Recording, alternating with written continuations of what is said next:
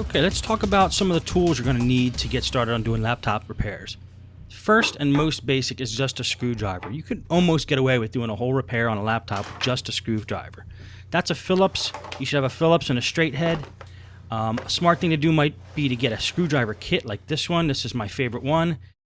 It's made by a company called Velamin, and I like them because they're super cheap, and the tips of the screwdrivers don't wear out. A lot of cheap screwdrivers do, but this set does not. What does break, however, is the handles, and these two broke in half, but they are actually my favorite two screwdrivers that I use for doing laptop repair. It's that one and that one out of the Velamin case. And you'll see in the videos, these are the screwdrivers I mainly use for taking the laptops apart.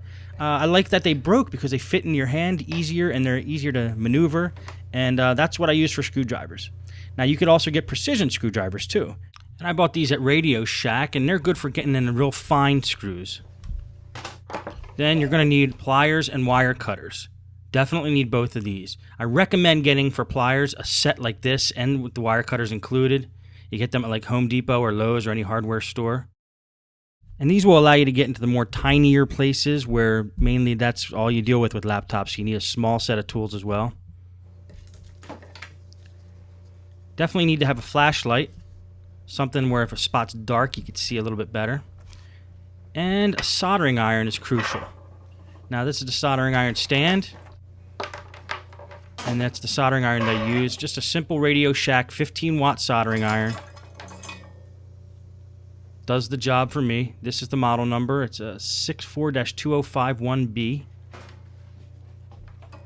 And the stand, you get that separate, or sometimes they come in a combination. Another thing that's really wise to get is a desoldering iron, especially for power jacks. If you got some stingy power jacks that don't want to become disconnected, you use this thing, which is desoldering iron. It's neat. You actually squeeze that little red thing, and then when you release it, you could suck the solder out through the soldering iron. Or you could use desoldering braid, which is another thing I use in conjunction with the desoldering iron, which seems to work great. This is the solder I use. 6040, 0.032 diameter rosin core solder. I get that at Radio Shack. And that's pretty much my soldering kit right there. Another must is a multimeter. You can find these ranging from like $10 to $100. This is a Radio Shack model. Not my favorite model. The one I use in the videos is my favorite model, which I got at Micro Center for like $10, so you can find them cheap. And what you just want to have are the basics. I mean, there's not too many features that I would recommend for multimeter, but one that I do is definitely to make sure it has a beep mode, where if you set it to test continuity and you touch the two leads together, you're going to get a beep, because I use that a lot when I do power jack repairs. And next is just to have some wire. When you're doing power jack repairs or different types of repairs, you can get this at any type of store like Radio Shack or order it online. Heat shrink tubing is a must. I use this quite a bit, especially when I'm doing power adapter repairs, where I have to replace the tip on a power adapter or do any kind of repair on a power adapter. Heat shrink tubing is another place you can get pretty much anywhere. I get mine at Radio Shack and Micro Center, but you can order it online. Another tool that I feel is a must is helping hands. Helping hands is simply, a base with some alligator clips connected to it and a magnifying glass. It allows you to hold things, providing you basically with another set of hands so you could do some, more difficult tasks like soldering things or having things held down that would be normally flapping all around. So helping hands are great for that.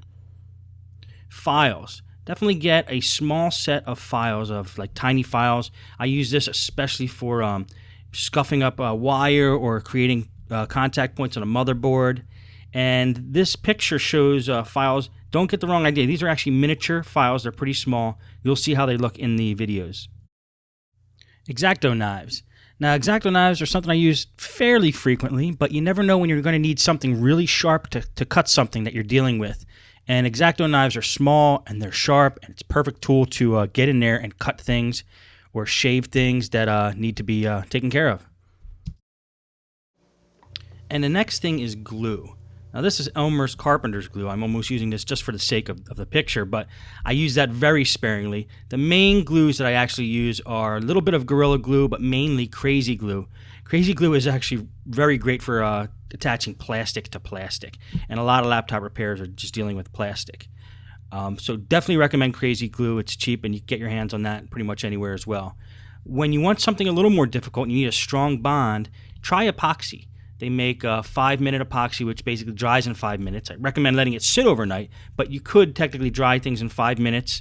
And then they make different bonds of epoxy, and we actually have to mix 2 tubes of material.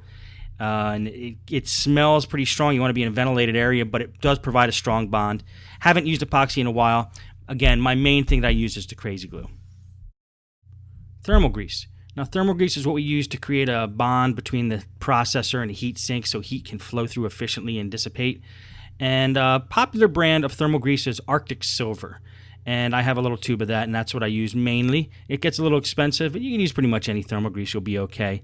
Now, you'll see in the later videos exactly how I use the thermal grease, how much I use, and this kind of thing. So stay tuned for that. Okay, now foam. I always use a piece of foam when I'm working on laptops so I don't scratch the top of the laptop when I'm working on it upside down. You can also use it with circuit boards if you don't want like a delicate circuit board to touch the surface that you're working on. I get these foam pieces usually out of desktop motherboard boxes. When I get a motherboard for a desktop, it's usually shipped in a box that has a square piece of foam under it. That's pretty much exactly what I'm using there. Compressed air. Now, if you watch these videos, you're going to see that I use compressed air a lot when I'm working on laptops. I use it to clean out dusty areas on a laptop. I also use it to blow out the CPU fan, get all the chunks of dust out of there. Also, in the heat sink for the CPU, I blow air right through the fins of that and clean that all out. Now, the only problem with compressed air is it's expensive. So if you're going to use a lot of it, I recommend using like a blower on a wet dry vac. And I talk about one that I recommend later in this video. A drill. A drill is a great thing to have if you ever need to drill holes in a laptop case, which I'll show you a couple of the videos. And get a good set of drill bits that aren't going to flake out on you if possible. I prefer a cordless drill just because it's more easy to, maneuver. It's not too unwieldy, so I use a Black & Decker for that. Screws and hardware.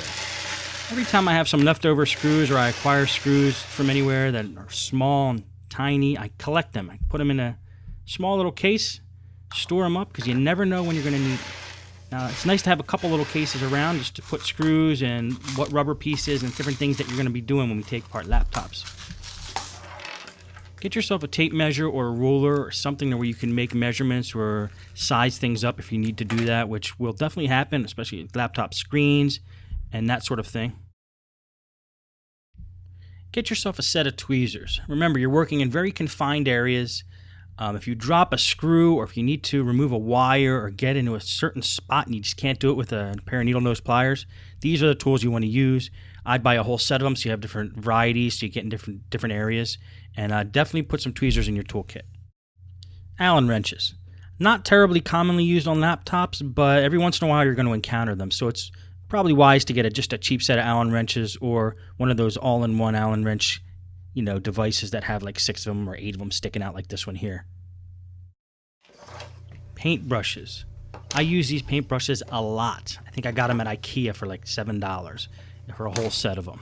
And I use them to dust off certain parts of the laptop. It's a great thing to use as a duster, and you could always shake the dust out of them when you're done. But it's great for laptops because it doesn't scratch anything, and it gets all the dust out of the little crevices and crannies of the laptop. I love the Stinger 2.5 gallon wet dry vac, which is what this is here. Especially with the brush attachment, it's great for cleaning out keyboards, cleaning up all the dirt off of the top and bottom parts of the case of a computer. Even when you open up the computer, you can use that wet dry vac and suck out a lot of the dust that's on the inside. You'll see how I use it in the videos. Great tool to have in your shop. I definitely recommend it. It's not a necessity, but it's a good idea to have a socket set or something you can unscrew standoffs or bolts or something that's stuck onto a laptop there. And finally, if you look around, you're going to find computer repair kits that have most of the tools I talked about already in them. You get the pliers, the screwdrivers, soldering iron, a small drill in a lot of them, Allen wrenches, X-Acto knives, and tweezers. It is a good thing to have, especially if you're an on-site technician. You need all your tools in one place. So definitely check them out. You can get them at Radio Shack, Micro Center, Newegg. Any big computer store is going to have something like that for you. Well, that's going to wrap up the tools that you need. I went through the basic tools. Some are more necessary than others. As you continue to watch the videos, you'll see what I use the most, and then you'll know what priority to get these tools. But that's a quick rundown of pretty much everything I use to get laptop repairs done. Hope it helped.